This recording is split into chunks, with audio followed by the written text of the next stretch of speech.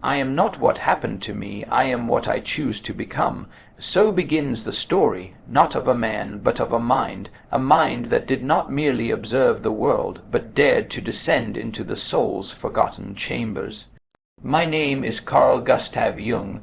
I was born not into certainty, but into paradox, the son of a pastor, yet drawn to symbols far older than Scripture.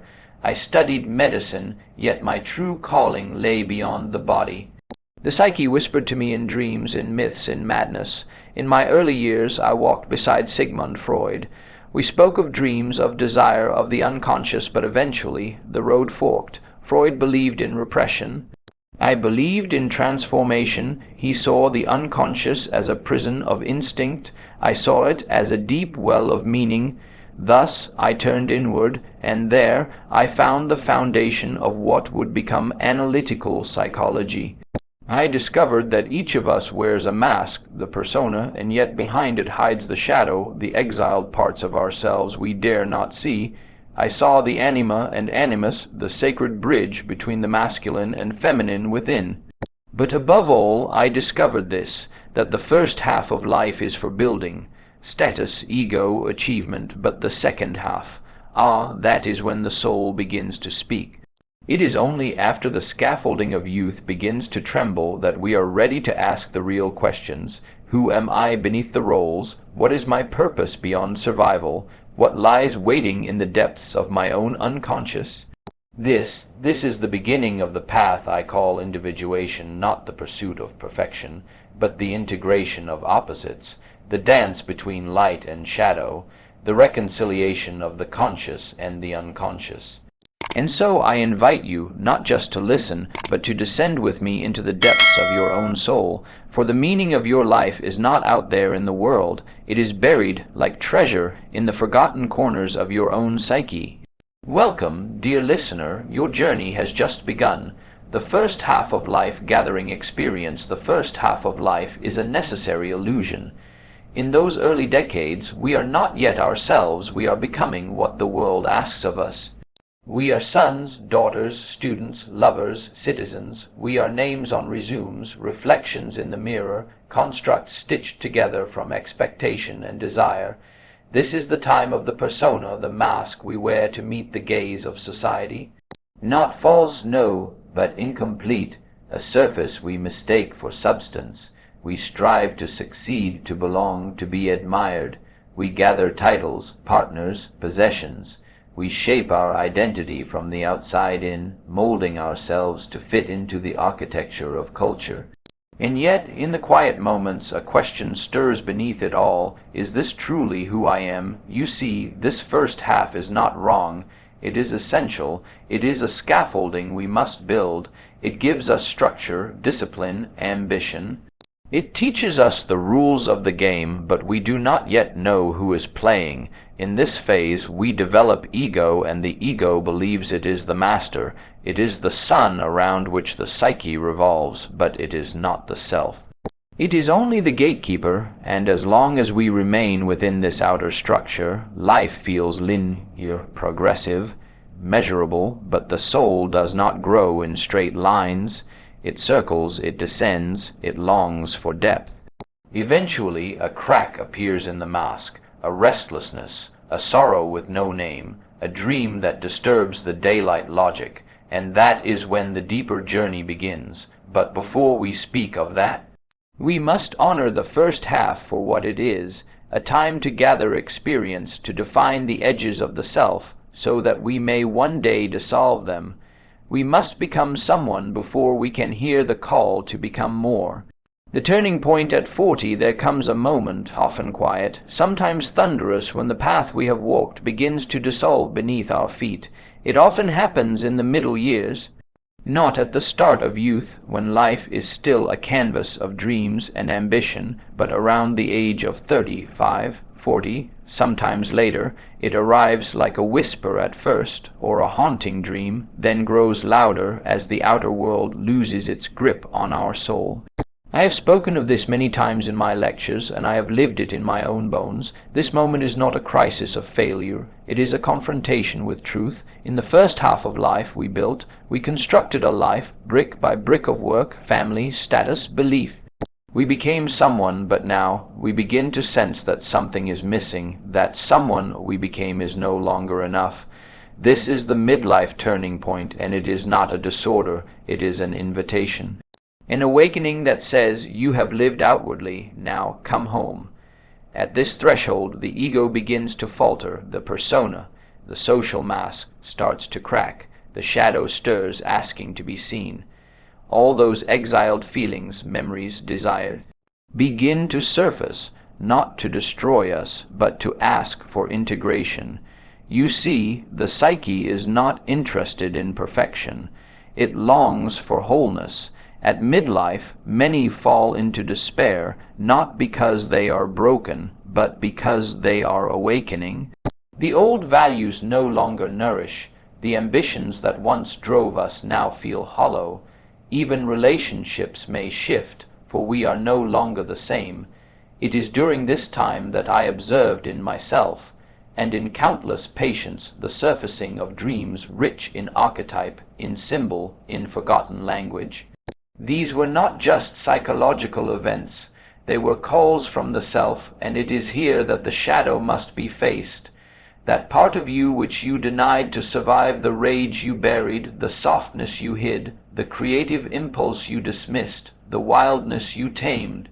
The shadow is not evil, it is simply what you could not yet include in your identity. To ignore it is to stagnate, to face it is to begin to transform. This confrontation often comes with suffering. It is not an easy descent, but it is necessary, as I wrote in my red book. To live oneself means to be one's own task. No one can do it for you. In this phase, we begin to live inwardly, not to withdraw from life, but to enter it more deeply. To ask, what is true for me? What is mine to carry? What must die so something new may be born? This turning point is sacred. It is not the end, it is the beginning, not of ambition, but of meaning. We do not abandon the world. We re-enter it with soul in hand, and so, if you find yourself restless at 40, uncertain at 50, unraveling at 60, know that this, too, is the journey. Not a failure, but a return. A realignment with your original self, the one buried beneath years of adaptation. To become who you truly are, you must pass through this fire, not to burn, but to emerge illuminated. The shadow unveiled, every light casts a shadow, and within the soul of every human being there is a hidden twin, a darker reflection. I called it the shadow. It is not evil in itself. It is simply all that we refuse to see in ourselves. The shadow is the face we do not show the world. It is the forgotten, the rejected, the denied, the instincts we suppress, the emotions we fear, the truths we silence to maintain our image. In the first half of life, we push it down. We are taught to be good, to be strong, to be successful. So we become what is acceptable and exile what is not. But the shadow does not vanish, it waits. And around midlife, when the persona begins to crack, the shadow emerges from the depths of the unconscious, not to destroy us, but to awaken us. Many experience this as crisis, an inexplicable rage, a haunting dream, a moral collapse, a deep depression that cannot be cured by reason. But these are not signs of failure. They are messages from the self. The psyche is demanding wholeness, and wholeness cannot exist without the integration of the shadow. To meet the shadow is to meet yourself not as you wish to be, but as you are, and this is no small task. The shadow holds our jealousy, our arrogance, our cruelty. Yes, but it also holds our passion, our creativity, our instinctual wisdom. The parts of us that were deemed too much, too wild, or too strange, and were sent into exile. When you repress the shadow, you become rigid, you become overly identified with the persona, and therefore disconnected from your depth. But when you dare to look at it, to name it, to feel it, to understand it, you begin the process of integration, not to act out the shadow, but to consciously relate to it, to make the unconscious conscious. I once wrote, "One does not become enlightened by imagining figures of light, but by making the darkness conscious." This is the journey into the underworld of your own psyche, and it is in this descent that you will find not only your wounds, but also your lost vitality. You may discover that your anger holds boundaries, that your envy reveals buried desires, that your shame hides your longing to be seen. The shadow is not your enemy, it is your teacher, and it shows you what you must reclaim to be whole. But be warned, the ego resists this work. It wants to remain in control. It fears what it cannot name. Yet, without this confrontation, you remain split, divided, haunted by parts of yourself. True maturity begins when you stop projecting your shadow onto others, when you no longer blame, idolize, or demonize, but turn inward and say, "This too is me." The shadow unveiled is the beginning of authentic self-awareness, not the sanitized version of self that seeks approval, but the raw, honest self that dares to be whole. And so the work begins here, in the silence, in the mirror, in the places you once refused to look. For it is only by walking through the darkness that we come to know the full truth of our light. The process of individuation there is a journey unlike any other, not across land, not through time, but deep into the soul. I called it individuation, the process by which a person becomes whole. Not perfect. Whole. This path does not begin in childhood, nor does it belong to the ambitions of the first half of life. In those early years we are busy becoming someone, a name, a profession, a role within society. We build the house of identity with borrowed tools, but after 40, sometimes earlier, often later, the soul begins to whisper, "Is this all there is?" That question is the doorway. Individuation begins when we can no longer live solely from the surface. It begins when we turn inward, when we sense that the life we have constructed is not the same as the life we are meant to live. You see, the self, the totality of our being, is not confined to our ego. It stretches far beneath into the unconscious, into dreams, instincts, shadows, and symbols. And the task of individuation is this: to bridge that divide, to unite what is conscious with what is hidden. To bring the unknown parts of ourselves into dialogue with the known, we must confront the shadow, listen to the anima or animus, release the grip of the persona, and touch the mystery of the self, the inner divine image we carry like a buried seed. But this is not a comfortable journey. It is often painful, because it asks us to shed illusions, to die to the version of ourselves we once clung to give up the comfort of conformity, and walk toward a truth only we can live. The process is not linear. It moves in spirals, in dreams, in crisis and clarity. At times, the unconscious erupts through symbols, images that appear in dreams or in waking life: the lion, the child, the wise old man, the serpent. These are not mere fantasies. They are messages from the deep, calling us to integration. Each encounter with the unconscious is a step toward wholeness. To individuate is to face yourself not as the world has told you to be, but as you truly are. It is to reclaim the lost parts, to honor the wounded child, to feel the forgotten emotions, to welcome both masculine and feminine energies within. It is to stop living from the outside in and begin living from the soul outward. But this journey cannot be rushed. It is a lifelong unfolding. No map exists, for each path is uniquely yours. Individuation is not the abandonment of life, it is its deepening. It is the moment when we no longer chase approval, but authenticity.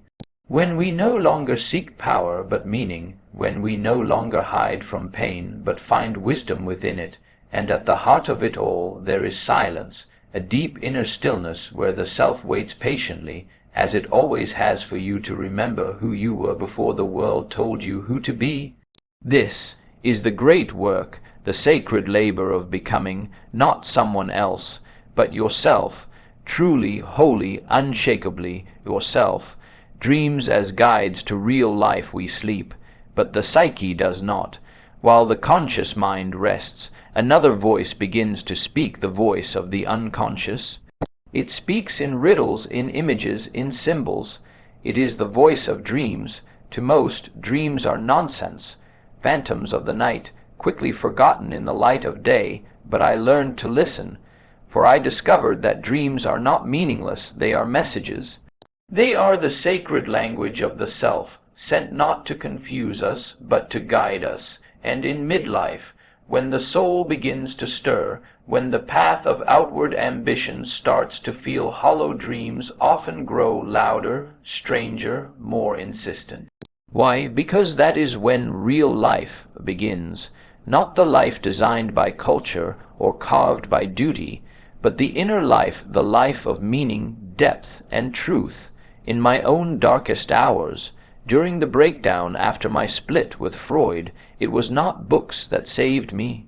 It was dreams. Every night the unconscious poured forth images: a snake, a city, a great flood, a sacred child. These were not hallucinations, they were revelations. I realized that the dream is a natural, living thing. It arises from the psyche like a plant from soil, and each dream carries its own intelligence. A dream does not lie. It bypasses the ego's defenses. It reveals what we refuse to see. It offers insight, correction, healing, if we are willing to listen. You may dream of a house, and that house may be you, each room a forgotten memory, each floor a level of your consciousness. You may dream of falling, only to realize you are being asked to let go, or dream of death, and discover it is a symbol not of ending, but of transformation. For the unconscious is not bound by time or logic. It speaks in the language of myth, the language of soul. And in midlife, when the outer structure begins to collapse, the unconscious offers a new blueprint if we are brave enough to follow. Dreams can show you your unlived life. They can reconnect you with desires you buried long ago. They can expose the lies you tell yourself and reveal the truth your soul longs to live. But interpreting dreams is not simple. It is not a science. It is an art. One must approach a dream like a sacred text, gently, humbly, patiently, for every symbol is personal, drawn from the unique well of your experience. There are no fixed meanings, only living symbols that must be felt, not decoded. When you dream of the ocean, ask, what does the ocean mean to me? When you see a stranger in your dream, ask, what part of myself does this person carry? Dream work is the beginning of real dialogue with the self. It is the way the soul says, you have forgotten something essential. Come back to the path. Come back to yourself. And if you follow the thread, dream by dream, you will not only rediscover meaning, you will awaken to your own life. Not the life others expect of you, but the life that has been waiting inside you all along. That is the start of real life, and dreams are the door. The collective unconscious and archetypes beneath your personal story, beneath your name, your history, your wounds, there is something older, something deeper, something shared by every human being who has ever lived. I called it the collective unconscious. It is not made of your memories. It is made of humanity's memories, the primordial images, emotions, and instincts that lie beneath the surface of every individual psyche. The collective unconscious is not a theory. It is a living reality. You feel it in your dreams, in your fears, in the stories that move you, myths, fairy tales, art, religion. Why do they touch us so deeply? Because they are not merely stories. They are archetypes, universal patterns that live within us all. You see, just as your body carries the blueprint of your species, so too does your psyche. You are not only your biography, you are also your inheritance in times of transition, especially midlife when the ego begins to falter. These archetypes rise from the depths. They come not to frighten, but to guide. Among them is the self, not your ego, not your conscious identity, but the totality of who you are and are meant to become. The self is your inner compass. It knows your path when you do not.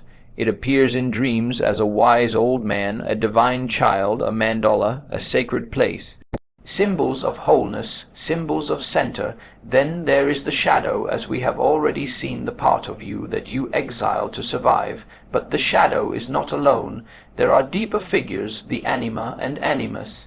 The anima is the inner feminine in every man, the soul image, the muse, the intuitive guide. She may appear in dreams as a lover, a seductress, a maiden, a sorceress. She leads inward to feeling, to creativity, to vulnerability. The animus is the inner masculine in every woman, the voice of reason, the warrior, the sage, the father. He appears as a critic, a king, a teacher, a god. He brings logic, direction, and inner authority. But when ignored, these figures turn dark. The anima becomes chaotic, possessive, irrational. The animus becomes cold, rigid, and tyrannical. We must not repress them. We must relate to them. They are not external lovers. They are reflections of our own soul, waiting to be integrated. At midlife, these archetypes awaken. They appear in our dreams, our longings, our sudden crises. They bring confusion, yes, but also the invitation to a deeper truth. And the great task of the second half of life is to recognize these patterns not as fantasy, but as realities of the psyche. To individuate is to form a conscious relationship with the self, the shadow, the anima or animus. It is to realize my suffering is not only mine, my longing is not only personal, it is human, it is archetypal. This realization is not a loss of identity, it is its expansion. For when you understand that your story is part of a much older story, a mythic story, you no longer feel so lost. You begin to walk not in circles of confusion, but in spirals of meaning, and you understand that this inner journey, the descent, the encounter, the return has been walked before, and now it is yours to walk as well. Synchronicity and meaningful coincidences. There are moments in life that defy logic, when the outer world echoes the inner one so precisely, so unmistakably, that we are left breathless. A dream that comes true. A stranger who says exactly what your soul needed to hear. A book that falls into your hands at the precise moment you are asking life's most urgent questions. Coincidence, that is what we are taught to believe. But I did not. I called it synchronicity, a meaningful coincidence, where two seemingly unrelated events align in time with such significance that the psyche must take notice. Synchronicity is not causality. It is not a chain of events explained by reason. It is a causal connection, a glimpse of the invisible thread that links psyche and matter, soul and world. It is the moment when the inner world and the outer world mirror one another, and you suddenly feel that life is not random, but intimate. These events often arise during profound interchange, especially in midlife, when the ego begins to loosen its grip and the self begins to emerge. At such times, life itself becomes symbolic. What happens out there feels like a conversation with what is happening in here. In my work, I observed countless such moments. I once treated a woman who was resistant to the process, intellectual, analytical, guarded. She told me of a dream in which someone gave her a golden scarab. As she spoke, a tapping came at the window behind me. I turned and opened it. There, in the middle of my office, flew a scarab beetle, a rare creature, almost never seen in that region. It was as if the dream had walked into the room. And in that moment her defenses fell. She saw that something deeper was at work, something the conscious mind alone could not grasp. Synchronicities like these point to a deeper order, a psychoid realm, where mind and matter are not separate, but intertwined. They are signals from the self, reminders that you are being guided, even when you feel most lost, and they often emerge when a shift is near, when the old life is falling away, and the new one has not yet taken form. At such thresholds, the unconscious reaches outward. The inner life begins to animate the external world. The symbols of your dreams appear in the books you read, the music you hear, the people you meet. You begin to sense, life is not a machine, it is a mystery, it listens, it responds, but beware, sing, Chronicity is not magic. It is not wishful thinking or superstition. It is not something you control. It is something you notice. You must be present, attentive, willing to read the signs not as prophecy, but as invitations, for synchronicity does not predict, it reveals. It shows you that you are in alignment, that your soul and the world are in dialogue. And when such a moment arrives, stop, breathe, pay attention. The self is speaking, and the sacred is nearer than you think. Aging and the afternoon of life, we are taught to worship the morning, the fresh light, the spring of ambition, the rising arc of youth. But life, like the sun, does not shine only at its peak. It must descend, and in its descent there is a radiance the morning could never know. This is the afternoon of life. Most fear it. Our culture avoids the subject like death itself. We dye our hair, chase youth, cling to vitality as if time were a thief rather than a teacher. But I have long believed, what is youth but a preliminary step to something more complete? The second half of life is not a decline, it is a deepening. In youth, the task is construction. We build careers, families, identities. We shape ourselves in relation to the world. But in midlife and beyond, those outer structures lose their grip. We no longer ask, what can I achieve? We begin to ask, who am I really? What remains when all else falls away? And if we are brave enough to turn inward, we discover something astonishing. The inner world is more vast than anything we once pursued. Aging is not a punishment. It is the ripening of the soul. In this season, the ego softens. We no longer need to prove ourselves. The persona we wore for decades begins to feel like a costume, and so we return to silence, to dreams, to memory. We begin to gather what was scattered, to integrate the lessons, the wounds, the wisdom. This is the sacred task of the afternoon of life, not to begin again, but to complete what was started long ago.